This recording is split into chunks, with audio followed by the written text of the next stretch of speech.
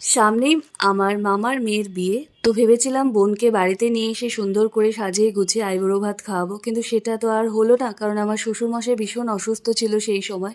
কিন্তু মনটা ভালো লাগছিল না, মনে হচ্ছে যে কোথায় খাওয়াই ওকে। তো ভাবলাম রেস্টুরেন্টে নিয়ে যাই, ওকে কিছু খাইয়ে দিই। তো পাঁচফোড়ন রেস্টুরেন্টে বলে রেখেছিলাম আইবুড়ো ভাতের একটা থালি দেওয়ার জন্য। তো যতক্ষণ না ও আসছে ততক্ষণ আমরা চলে গেছিলাম।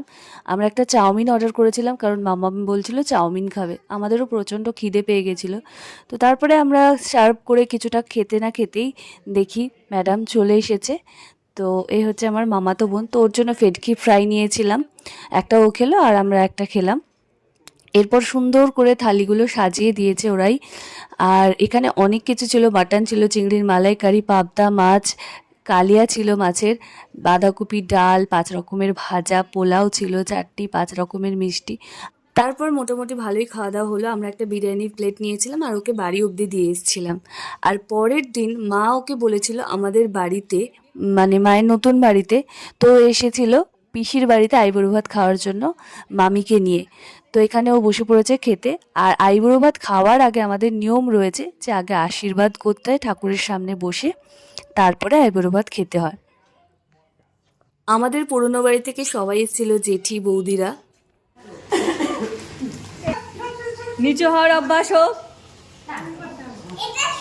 এ আমার পায়ে এসে কর, এ আমার পায়ে কর। মা ওকে একটা সুন্দর শাড়ি দিল, এবারও খেতে বসেছে। 5 রকমের ভাজা, চিকেন ছিল, চিংড়ির মালাইকারি, বড় মাছ ছিল। তারপরে আমার দেওর এসেছিল, মা বললো দুজনাকে একসাথেই দিয়ে দেবে আইবুড়ো ভাত, যেহেতু আমার দেওরেরও কদিন বাদে বিয়ে। তো ও এসেছিলো আইবুড়ো ভাত খেতে, তো ওকেও সুন্দর করে সাজিয়ে দেওয়া হলো। ও এখন খেতে বসেছে। আর আগের দিন আমি ওকে আইবুড়ো ভাত খাইয়েছিলাম, গিফট আমি সাথে করে নিয়ে গেছিলাম, দিতেই ভুলে গেছি। নিয়েছিলাম একটা পুটুলি, যেটা ওই বিয়েতে পুটুলি টাইপের নেয় তো ব্যাগ, সেইগুলোই। তো এই কালারটা ওর জন্য নিয়েছিলাম। তো আমাদের সবার নিমন্ত্রণও ছিল, তো বৌদিরা খেতে বসেছে, আমরা এখন বসেছি। কি খাবা? আমি মাংস ভাত খাবো। কি খাবা?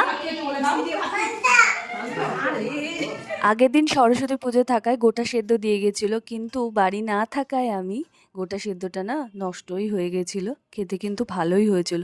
তারপর এনেছিল ওর বাবার চিকেন পকোড়া, আর পকোড়াটার মধ্যে দেখো এক টুকরো চিকেন, বাস আর কিচ্ছু ছিল না।